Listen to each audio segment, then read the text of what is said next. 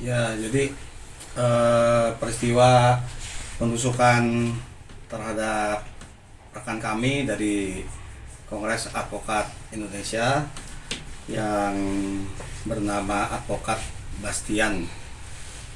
Beliau ini pada saat ini berada di Rumah Sakit RSUD Tangerang, dan pada hari ini baru menjalanin operasi terkait penusukan yang dilakukan oleh 3 orang debt collector dari dari leasing Mandiri Finance ya, Mandiri Tunas Finance seperti itu. Bang, kronologi bisa diceritakan ulang bang, mungkin kronologi sehingga bisa terjadinya penusukan tersebut.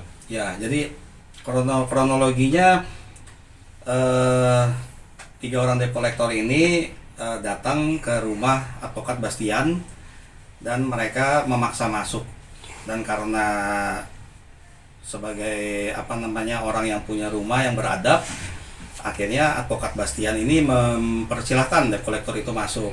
Namun setelah masuk, debt collector ini dengan arogan, dengan nada keras, dia hendak mengambil mobilnya Advokat Bastian yang pada saat itu mobil Toyota Fortuner. Dan pada saat itu Advokat Bastian telah mengatakan bahwa seharusnya dia menerima surat teguran, salah satunya misalnya seperti surat somasi. Namun dari debt collector ini mereka mengatakan bahwa dia sebagai pihak ketiga dia berhak menarik. Padahal sebetulnya kalau kita berbicara terkait dengan kredit, terutama leasing ya, leasing itu kan sebetulnya kredit secara fidusia. Fidusia itu artinya kredit dengan kepercayaan.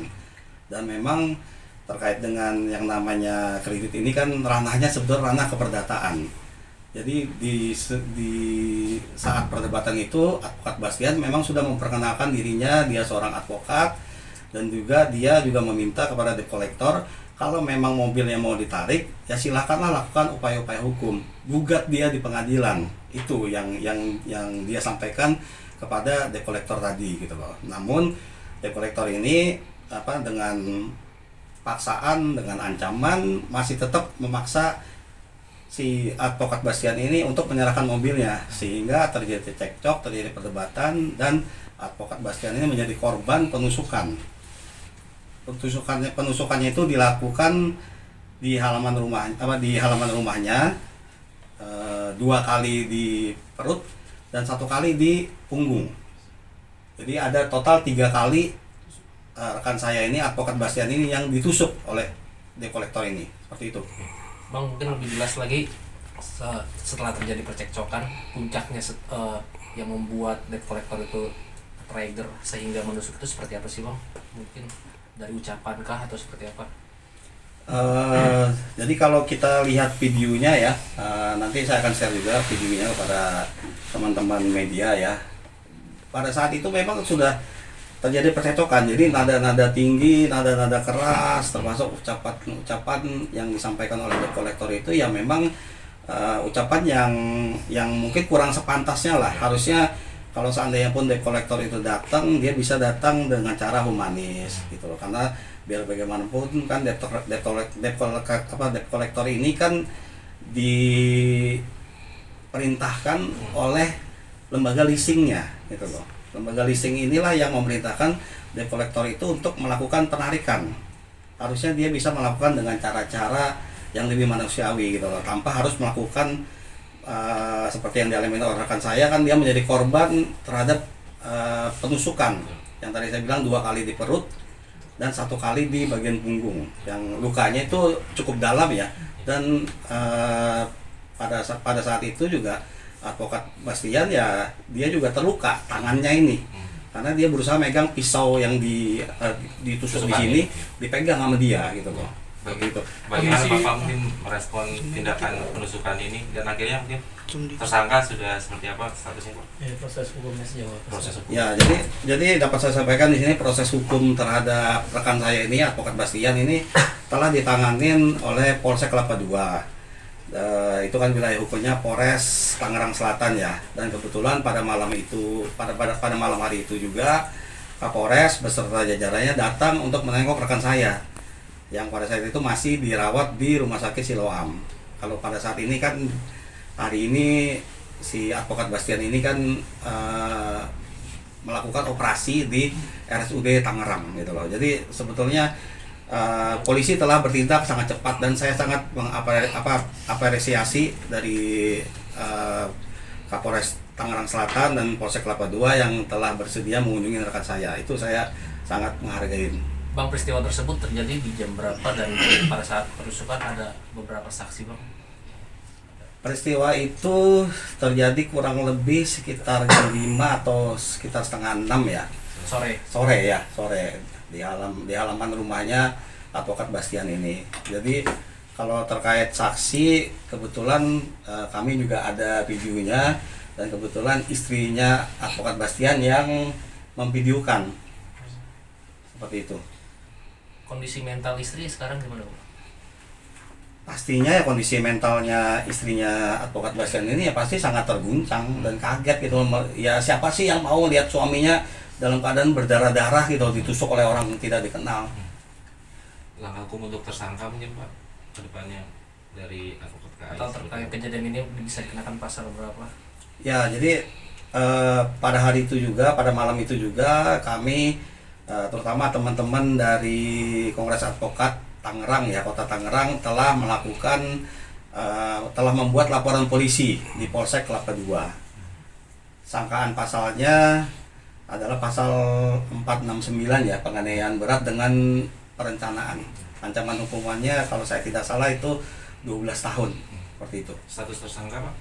Status tersangka yang saya dapat infonya Polsek telah mengeluarkan DPO, daftar pencarian orang. Mudah-mudahan dalam waktu dekat tersangka yang 3 orang ini mudah-mudahan dapat segera ditangkap dan diadilin. Oke, Bang, ini kan kasus yang melibatkan oknum debt collector ini bukan cuma sekali ya, Bang. Ya. Ini udah berkali-kali kejadian dan mungkin dari KAI sendiri Bang harapannya gimana Bang supaya kasus serupa ini nggak terjadi lagi? Ya baik, jadi kalau kami sikap tegas dari Kongres Advokat Indonesia ya, kami mengutuk keras, mengecam lah tindakan daripada debt collector ini karena debt collector ini sebetulnya juga mengetahui bahwa terutama terkait rekan saya tadi ya advokat Bastian itu beliau ini kan adalah seorang pengacara. Jadi mungkin teman-teman wartawan bisa bayangkan bagaimana debt collector itu memperlakukan pengacara yang sebetulnya merupakan salah satu praktisi hukum. Bagaimana jika debt collector itu melakukan kekerasan terhadap masyarakat sipil yang notabene tidak mengerti hukum gitu loh. Jadi harapannya sebetulnya terutama terhadap aparat penegak hukum ya, debt collector ini ya harusnya ditertibkan gitu loh, karena sudah sangat meresahkan. Oke lah orang itu punya utang, tapi kalian tagihlah secara humanis, secara manusiawi. Tapi kalau misal kalian menagih dengan cara kekerasan, apalagi membawa pisau atau senjata tajam, otomatis itu kan sudah punya niat jahat. Niat jahat itu kan suatu saat kan bisa terpancing mengakibatkan terbunuhnya seseorang atau mengakibatkan luka terhadap orang yang ditagih oleh debt collector itu.